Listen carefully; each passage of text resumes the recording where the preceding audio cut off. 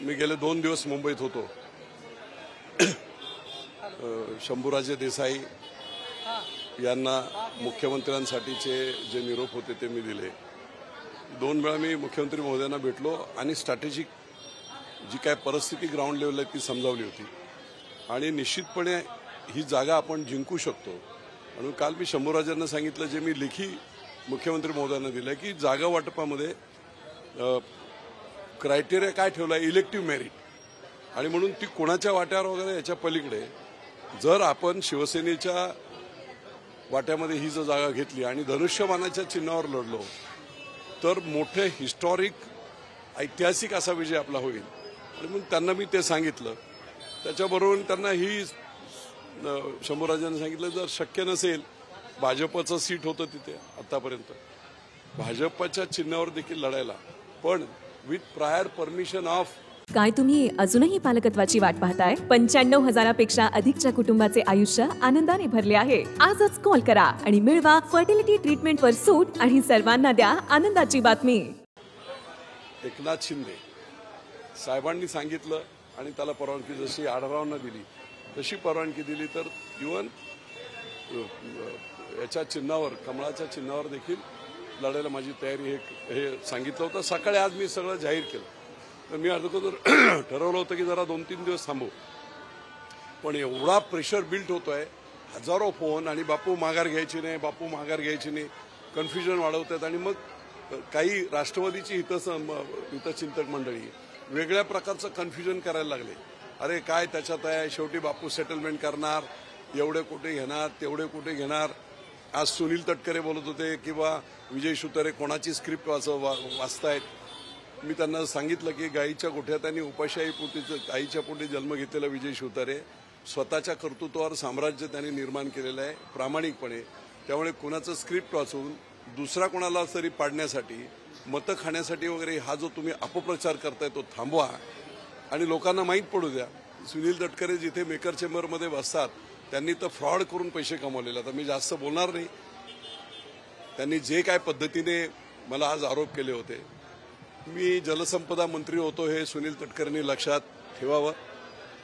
एकच गोष्ट जर मी बाहेर काढली तर अडचणीचं होईल त्यांना। एकच पुराव्या सकट फाईल माझ्याकडे तयार आहे, अडचणीचं होईल आणि अडचणीचं झाल्यानंतर मला ते करायचं नाही। वैयक्तिक हेवेदावे मला करायचे, पण त्यांनी जबाबदारीने बोलावं। लोकांमध्ये संभ्रम कशाला करताय की कुणाचं स्क्रिप्ट होतं? मी स्वयंभू आहे।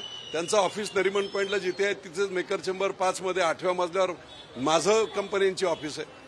स्वयंभूपणे आम्ही काम करणारे, प्रामाणिकपणे काम, आणि लोकांसाठी समर्पित भावना आहे। काही स्वतःचं काही घेणं देणं नाही। पुढचं आयुष्य, आत्तापर्यंत 10-15 वर्ष आयुष्य मी तसंच केलं। समर्पितपणे लोकांची सेवा करायची, लोकांचा विश्वास संपादन करायचा, त्यांच्या आयुष्यात 4 आनंदाचे दिवस कसे येतील याच्यासाठी गणपती बाप्पाच्या समोर सांगून सांगतो। मी आता प्रार्थना तीच केली की मला शक्ती दे, खासदार बनव, मी राज्याची आणि देशाची सेवा करण्यासाठी पूर्णपणे समर्पित आयुष्य, वैयक्तिक काही नाही, आणि एक नवीन इतिहास आपण घडवून दाखवू। आज बारामतीमध्ये पश्चिम भागातल्या 29 गावांमध्ये पियाला पाणी नाही। 50 वर्ष राज्य करताय तुम्ही, पॉवर कंपनी सगळी। त्यामुळे निश्चितपणे त्याचे सुद्धा मार्ग आम्ही आत्ताच मी ते तयार करून ठेवले आहेत। नीराचं पाणी करेमध्ये टाकायचं, करेमध्ये बॅरेजेस करायचे आणि तिथून पाणी उपसून डीसी टाकायचं। 100% 5 वर्षाच्या आत ही योजना तयार होईल। अशा अनेक उपसा सिंचन योजनांची मशिनरी पडू नये पाणी नसल्यामुळे, फाउंडेशन करणे, तिथे आणून बसवणे, 1-2 वर्षामध्ये पाणी मिळेल। ज्यांना 50 वर्षात जमलं नाही ना, ते विजय बापू शिवतारे 2 वर्षाच्या आत करेल।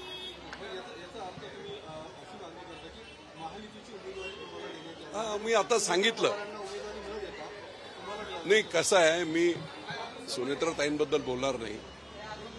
बेसिकली अजित पवारांच्या विरुद्ध प्रचंड रोष संपूर्ण महाराष्ट्रात आहे, पण इथे पुणे जिल्ह्यात एवढा आहे, सगळ्यांना दाबून टाकणे, कोणाचं काय वाटोळं करणे, कोणाचं काय वाटोळं करणे, धड कोणाशी बोलणे नाही।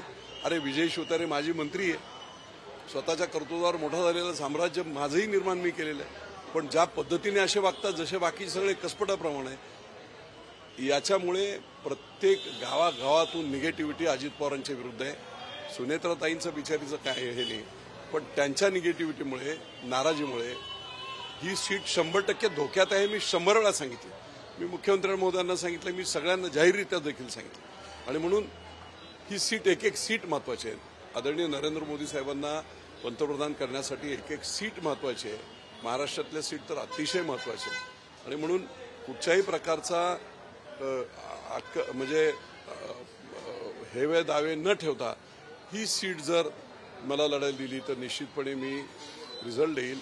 एक खासदार 100% आपला होणार आणि म्हणून मी विचार करावा असं सांगितलं. नाहीतर माझा अपक्ष आहेच.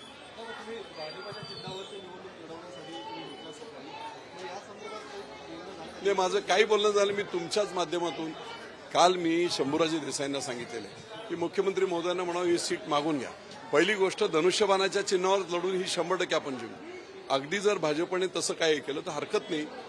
तुमच्या पूर्व परवानगीने कमळ चिन्हावर आनंदच आहे ना. शेवटी सगळ्या नद्यांचं पाणी हे एकाच ठिकाणी सागराला मिळते. तसं सागर नरेंद्र मोदी आहेत, त्यामुळे काही अडचण नाही.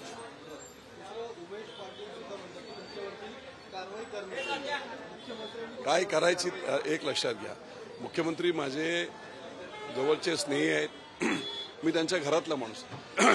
माझ्यामुळे त्यांना त्रास होतोय त्याचं मला खंत सुद्धा आहे. पण त्याच्याबरोबरीने जनतेचा आवाज हा खूप महत्वाचा आहे आणि हा इतिहास घडला पाहिजे. 50-50 वर्षे एकाच कुटुंबामध्ये सतत त्यांनाच उमेदवारी देणे, तेच खासदार 3-3 पिढ्या झाल्या तरी आम्ही काय फक्त मतदान करत बसायचं, गुलाम आहोत का आम्ही?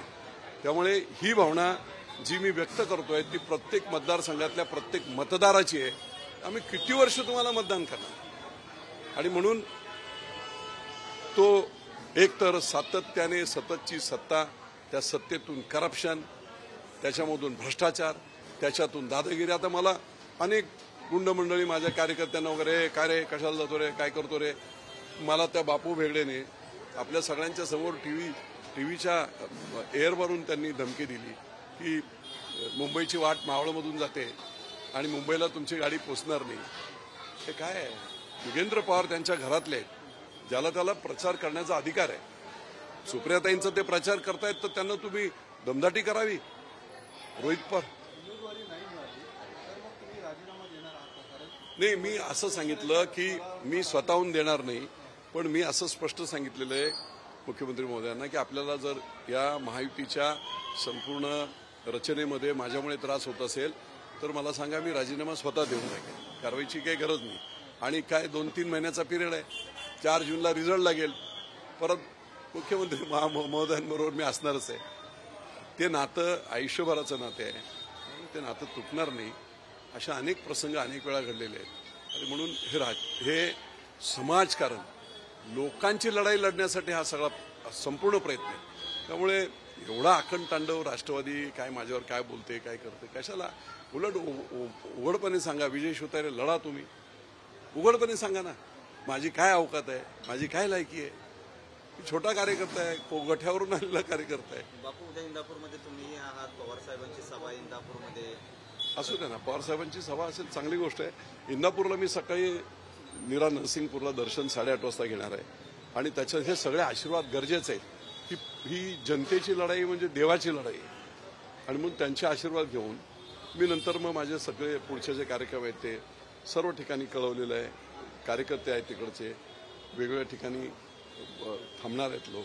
सगळ्यांना भेटून मग बारामतीत किंवा इंदापूरमध्ये मी पत्रकार परिषद. तुमचा रोज खरं तर थेट अजित पवारांवर आहे. परवा जी सभा झाली माझा थेट आरोप अजित पवारांबद्दल नाही. अजित पवारांनी जे केलं ते चुकीचं केलं, अख्ख्या महाराष्ट्राला माहिती आहे. त्याचा राग आहे सगळ्यांना मतदार. पण मी त्यांना वैयक्तिकदृष्ट्या माफ केलंय. माझी जनता मतदार माफ करणार नाही, नियती त्यांना माफ करणार नाही. त्यामुळे माझं वैयक्तिक त्यांच्याशी काही ग्रज. सासवडमध्ये बोलताना त्या गुंजवणीच्या पाण्यासंदर्भात तुम्ही अनेक वर्ष लढता, तर त्यांनी त्या ठिकाणी बोलताना वक्तव्य वापरलं की जर तुम्हाला गुंजवणीचं पाणी पाहिजे असेल तर ते सगळीकडे अशाच बंडलबाजी करतात. अहो, त्यांनी 2007 साली जर तुम्हाला प्यायचं पाणी पाहिजे असेल तर मला माझा उमेदवार निवडून द्या असं 2007 साली फुरसुंगीमध्ये सांगितलं. 2017 पर्यंत निकर्तेपणा आहे अजित पवारांचा. फक्त बोलायचं मोठ्या मोठ्याने मी 6ला काम करतो नाही, निकर्तेपणा. दिलेला शब्द पाळू शकले नाही. 2017 साली माननीय मुख्यमंत्री देवेंद्र फडणवीस यांनी ती 118 कोटीची 2 गावांची योजना मंजूर केली. 80% काम झालं होतं. 25 कोटी फक्त पाहिजे होते. स्वतःचं सरकार आणि स्वतः फायनान्स मिनिस्टर अर्थमंत्री असताना एक खेळा लावला नाही, 1 रुपया दिला नाही आणि एवढी मोठी 4.5 लाख लोकांच्या तोंडामध्ये जाणारं पाणी त्यांनी पाप केलं आणि त्याचबरोबरीने एसटी स्टँड मोठं पाहिजे एअरपोर्ट सारखं म्हणून 60 कोटी तिथे वापरते. नगरोत्थानमधून 270 कोटी बारामतीला वापरते. तुम्हाला सत्ता जी लोकांनी दिलेली आहे त्या पदावर बसवलं आहे ती तुमची मनमानी करायला तुमच्या घरची बँक हे नाही आहे. ही तिजोरी जनतेची आहे. जनतेच्या हिताच्या ज्या ज्या गोष्टी आहेत त्या केल्या पाहिजेत. इकडे इमारत मोठी बांधतो, तिकडे हे मोठं बांधतो नाही. सर्वसामान्य माणसाच्या आयुष्यामध्ये आनंद कसा येईल, त्याचं जगणं कसं सुसह्य होईल याच्यासाठी जी धडपड अजित पवारांनी केली पाहिजे होती. आमदार होते ना बारामतीत. मग बारामतीच्या पश्चिम पट्ट्यातल्या सोपे परगण्यामध्ये आजही प्यायला पाणी नाही. सगळ्यात मोठं फेल्युअर अजित पवारांचं आहे. अख्ख्या देशाला आता ओरडून मी सांगणार आहे, कुणी जा फोटोग्राफ आता काय जादू तर काय करू शकत नाही. त्यामुळे ॲब्सोल्यूट फेल्युअर माणूस. फक्त काकांच्या जीवावर मोठे झाले, मोठ्या मोठ्या गप्पा मारल्या, भ्रष्टाचार केला, मोठमोठ्या कंपन्या उभ्या केल्या, 4000 एकर जमीन शेतकऱ्यांची खाऊन टाकली, 11 कारखाने खाल्ले, थ्रोवे प्राईजमध्ये खाल्ले, त्यांची भाग भांडवल शेतकऱ्यांची खाऊन टाकली, जमिनी खाल्ल्या, लोकांचे पगार खाल्ले, पाण्याचे पैसे सुद्धा जलसंपदा खात्याचे दिले नाहीत. माझ्याकडे सगळी रेकॉर्ड आहे. त्यामुळे अशा प्रकारचं भ्रष्ट आणि नावाला दादा दादा दादा अख्ख्या महाराष्ट्रात भीतीपोटी लोक त्यांना हे करत होते. दादांची अवस्था आता इलेक्शन नंतर काय होईल ना ते त्यांना माहित. मी धर्म मी लोकांचा धर्म, जनतेचा धर्म मी पाळणार. मी आगाऊपणा बोलणार नाही. पण जनतेची जी हाक आहे, जनतेचा जो अंडर करंट आहे त्याला अनुसरून देवाचं काम म्हणून या पवार विरोधी लोकांना मतदान करण्याची संधी देणं हे लोकशाहीतलं माझं परमोच्च कर्तव्य आहे. ते मी करणार. मी आता सकाळपासून 4 वेळा सांगितलं, मी अपक्ष लोकांच्या आग्रहास्तव लोकांना संधी देण्यासाठी लोकशाहीतला सगळ्यात मोठा देशातला रणसंग्राम हा यशस्वीरित्या पार करण्यासाठी जिंकण्यासाठी मी ही लढाई लढणार. महायुतीतले नेते सर्वात महत्त्वाचे देवेंद्र फडणवीस यांच्याशी तुमचं या संदर्भात काही बोलणं झालं नाही. असं आहे की मी माझ्या असं आहे की मी माझे नेते कोण आहेत, एकनाथभाई शिंदे. मी शिवसेनेचा माणूस आहे. त्यामुळे मी त्यांच्याशी कसं बोलणार. माझ्या नेत्यांनी त्यांच्याशी बोललं पाहिजे, मुख्यमंत्री महोदयांनी बोललं पाहिजे. मी कसं ती लक्ष्मण रेषा मी पार नाही करणार ना. त्यामुळे जर त्यांनी काही तसा प्रयत्न केला तर चांगली गोष्ट होईल. धन्यवाद.